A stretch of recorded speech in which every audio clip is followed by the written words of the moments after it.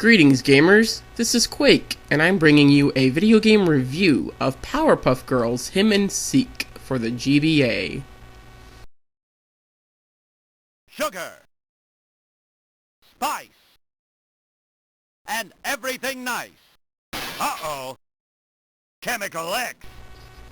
Dun dun dun! The Powerpuff Girls are born! Woohoo! Blossom, Bubbles, and Buttercup.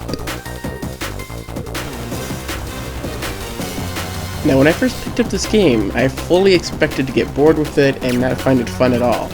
Boy was I wrong. Now here's our options for our sound, for our music and our sound effects.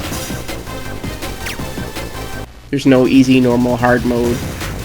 You're just stuck with the main mode.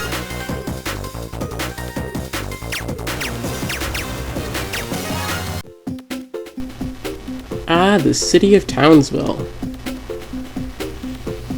Home to Pokey Oaks Kindergarten. And there's our teacher, Miss Keen, about to give our assignment for the day, which happens to be a scavenger hunt. Yes, folks, this game revolves around a scavenger hunt. I know what you're thinking, how is this gonna be fun? Well, you'll see. So here we are, getting our list, and our instructor teaches us that we have to press the select button to view that list. So let's go ahead and check that out. There are 25 items total to collect throughout the game, including some items from some big name villains, like Mojo Jojo and him. Now after we get done viewing our list, we can also check a map of the entire city of Townsville, just for us to explore. Then we will have to select one of the three girls to play as, because during the first half, they decided that it would be wise to separate so they could explore better. Now for your moves. The D-pad controls movements. You can fly pretty high up. The A button performs a dash-like move. The B button is your attack with your punching. The R button is your laser beam. And the L button will be used later on to switch between the three girls. Here we're going to give you an idea what the first mission would look like. Basically, there are some baddies running about and have stolen a bunch of toys.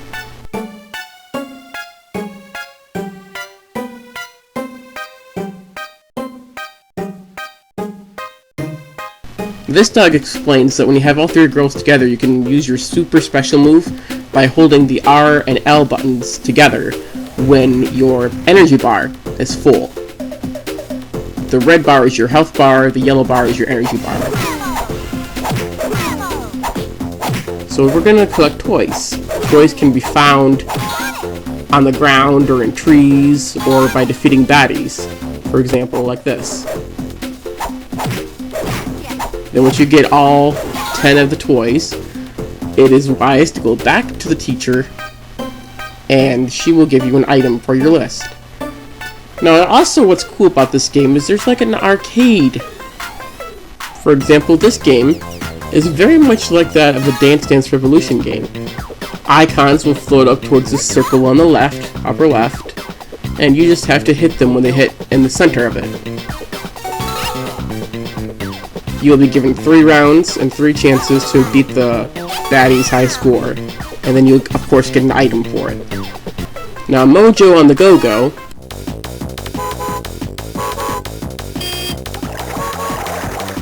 very much resembles Frogger.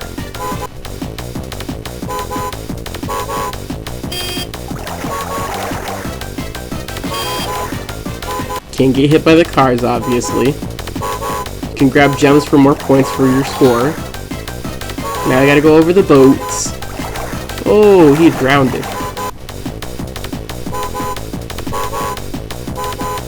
Boats instead of lily pads and logs.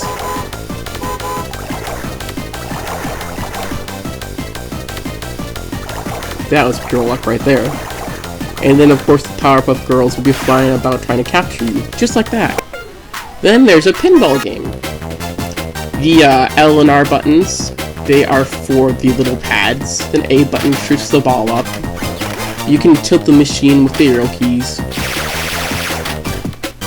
Just a normal pinball game, but it's pretty fun. Nice to see different things thrown in there. So the game's not completely repetitive. Which is a huge plus. There's also levels like this where you're constantly moving because the screen's going. And this is actually, I guess you could call it the Underworld, because you are going to meet him.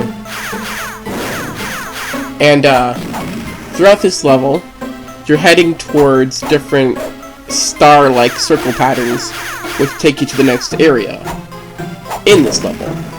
But only one of those star patterns is the correct way.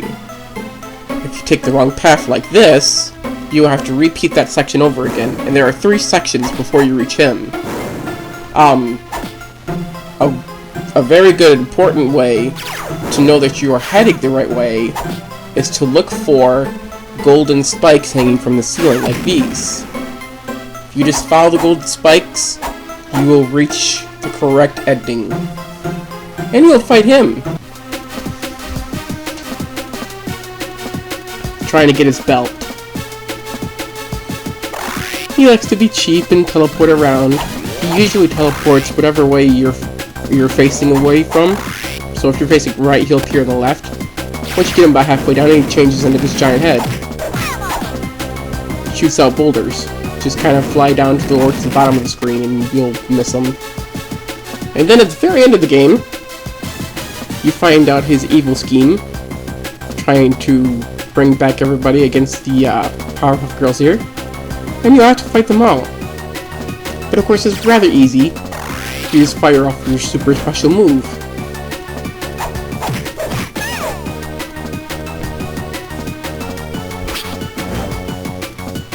Bam! Mojo Jojo.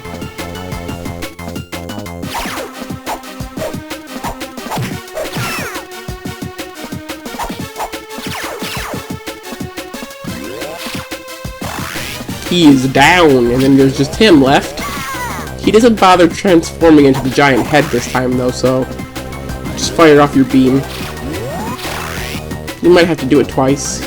He is the final boss.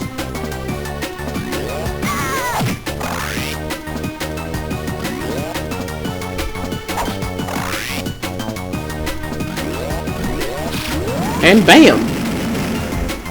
You win the game. All in all, in my opinion, this is actually a very well-made game. I didn't expect there to be a decent game for the Powerpuff Girls out there, especially for the Game Boy Advance. I figured it'd be just a shooter, since they got the laser beams, or something like a puzzle game.